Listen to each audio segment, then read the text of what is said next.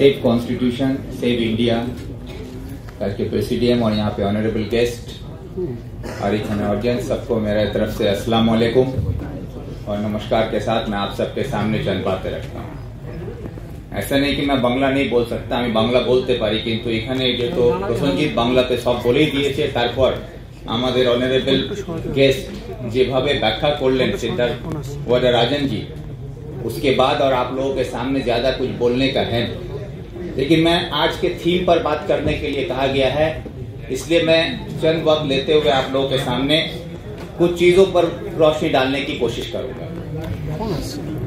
Save constitution save India या save country का जो नारा हम लोगों ने दिया कर आज ये कन्वेंशन बुलाया है, जिसमें आप सभी लोग शामिल हुए हैं। बहुत सारे लोग बाहर हैं, जितने लोग अंदर हैं उससे कहीं ज्यादा लोग आज बाहर खड़े हैं। ये कहीं ना कहीं जो नारा है कि संविधान को बचाना है, आज इसकी जरूरत क्यों आज पड़ी?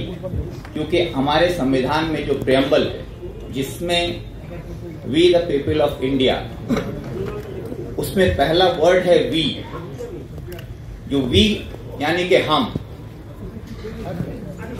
और आप सब मिलकर ही हिंदुस्तान है और उसकी खूबसूरती है, और इस खूबसूरती को बचाना हम हर हिंदुस्तानी का फर्ज है। हमारे ऊपर ये लाजमी है कि हम अपने देश के संविधान को बचाकर अपने देश के सेकुलरिज्म को, अपने देश के एकता को, अपने देश के डेमोक्रेसी को और अपने संवैधानिक हक को हम लोग बचाएं। आज ये नौबत आप पड़ी, जैसा कि एक बात अभी मुझे सिद्धार्थ जी ने जो कही, उसमें एक बात कही कि हमें बोलने की आजादी है, लेकिन बोलने के बाद हमें आजादी रहेगी या नहीं, ये बहुत बड़ा सवाल है।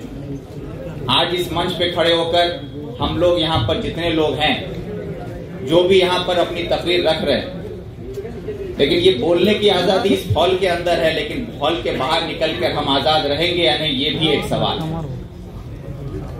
और ये कोशिश हम लोगों को करनी होगी, चाहे हमारी आजादी रहे या ना रहे, लेकिन ये मुल्क आजाद रहना चाहिए, संविधान आजाद रहना चाहिए, उसके लिए ये लड़ाई है। और ये लड़ाई आप और हम सबको मिलकर लड़ेंगे, इसलिए आज हम लोग मिले।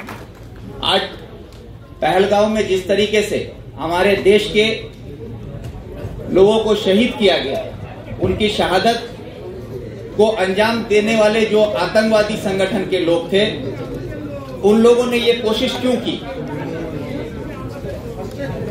मैं उस पर यह कहना चाहता हूं कि आज ये आतंकवादी हमला किसी के मजहब को पूछकर, किसी के धर्म को पूछकर उस पर गोलियां चलाकर उनको शहीद कर दिया गया। इसके पीछे दूसरे मुल्क के आतंकवादी संगठनों को क्या फायदा था?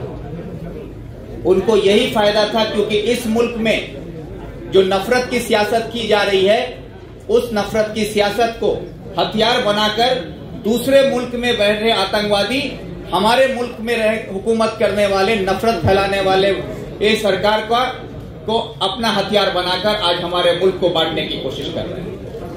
और इस मुल्क को बांटने के लिए नफरत को हथियार बनाया गया। आज गोली बम बंदूक की जरूरत नहीं है।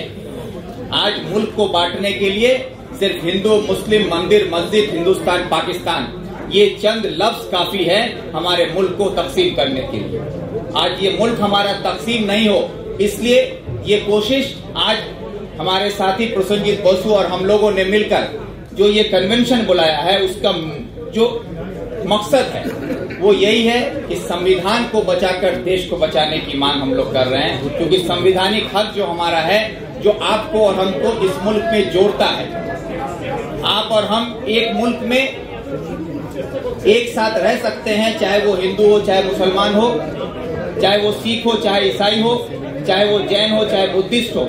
हम सब एक मुल्क में एक साथ अपने मजहब को मानकर, अपने मजहब को अपने तरीके से हम लोग नमाज पढ़ें, रोजा रखें या मंदिर में पूजा करें, गिरजा जाएं या गुरुद्वारा जाएं, उसमें हमें कोई रोक नहीं है। उसकी पूरी आजादी हमें संविधान देता है।